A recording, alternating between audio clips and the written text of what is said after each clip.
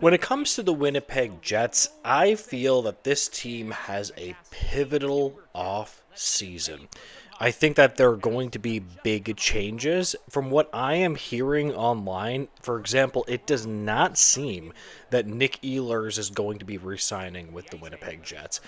Honestly, for me, that is kind of disappointing. I really do think that Ehlers is a pretty good player. I think that they should have given him a bit more of an opportunity. I don't think that they gave him enough minutes, in my opinion, but it is what it is. Now, I think that for every single team in the NHL, the one position that I'm going to be watching like crazy and I want to see big movement is what is going to happen around the center position for the Winnipeg Jets and every team for that example. You can go to almost any team and look at them and say, what team has a deep center ice position? It essentially just doesn't exist.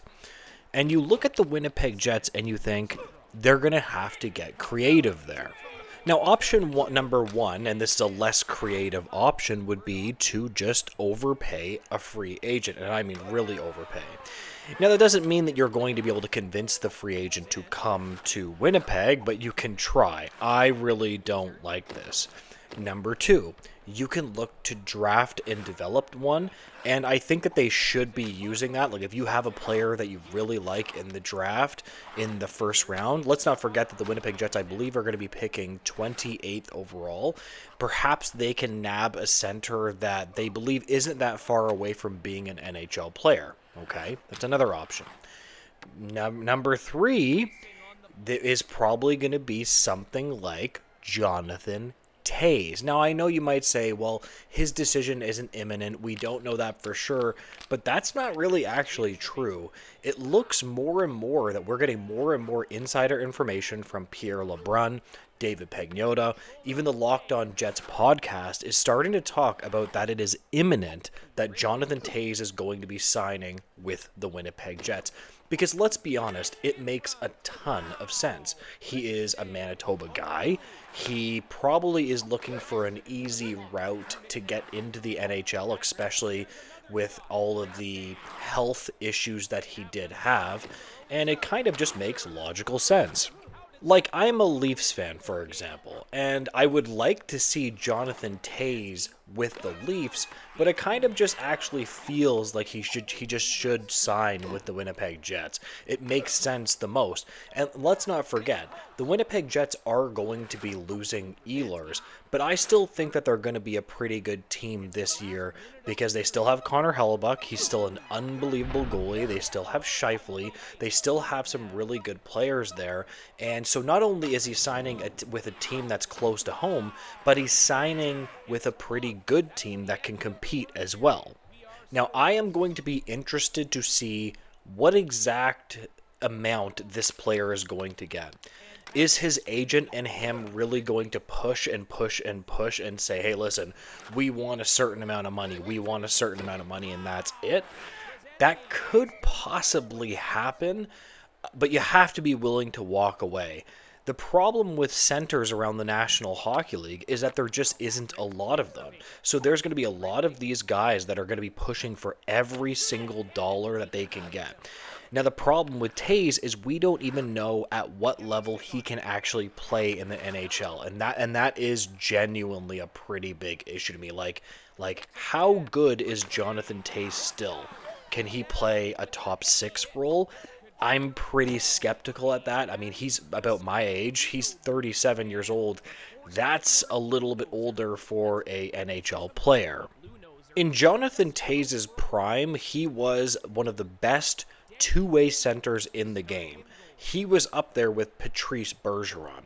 So Jonathan Toews was never known as a player that can score, 100 points. He was never Patrick Kane. He was never a 100-point center. But what he could do is he was so good defensively. He was so good at coming down low, playing his defensive responsibilities. He was just an excellent, excellent two-way centerman. Now, I want to be clear to Winnipeg Jets fans that you need to be understanding that you got to be gentle with him to start, right? I don't want too much expectations to be on him. It's funny, I'm almost talking as if it's guaranteed that he's going to sign. So don't bury me too bad if he signs with like the Leafs or something like that. But again, I just am worried with how he's going to look on the ice because I just haven't seen him play in so long. Now, to be fair, it's the Avalanche, the Jets, the Lightning, and the Maple Leafs are all in on Jonathan Toews right now. So, to be fair, it is possible that he could sign with any one of those teams. To me, it just seems like why the hell wouldn't he sign with the Jets, right? Like, does he really care that much about money? Especially when you're coming back from, such a huge health issue. It's kind of like, don't you want to be as comfortable as you possibly can? So the NHL draft is in about 2 weeks from this day right here. So the good news is we're expecting rumors to come out of if which exact team he is signing with by the NHL draft, which is excellent because I want to know who he's signing with. Now, he won't be able to actually sign the contract until July 1st, but we will have word of exactly which team he is signing with. Honestly, I just really hope it is the Winnipeg Jets.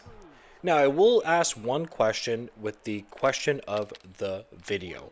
What exactly is the position that you think that he will play for the Winnipeg Jets? Is he actually going to play in the top six? Is he going to play in the bottom six in a more, complementary role and then maybe play on the penalty kill? What exactly do you think that they will expect from Jonathan Toews? And do you think that he will actually still be able to play at a high level? This is one thing that I'm really, really interested in. Is he going to play at a high level? Can the guy still play? Because when you see a guy that's out for years and years and years, I don't know. I just think question marks come to be raised. Let's say he gets back to 70% of what he is. I honestly think I'd take that all day. Anyways, I am going to leave this video here. If you can make sure to like, comment, and subscribe, I would greatly appreciate that, guys. And make sure to have a great day. Goodbye, guys.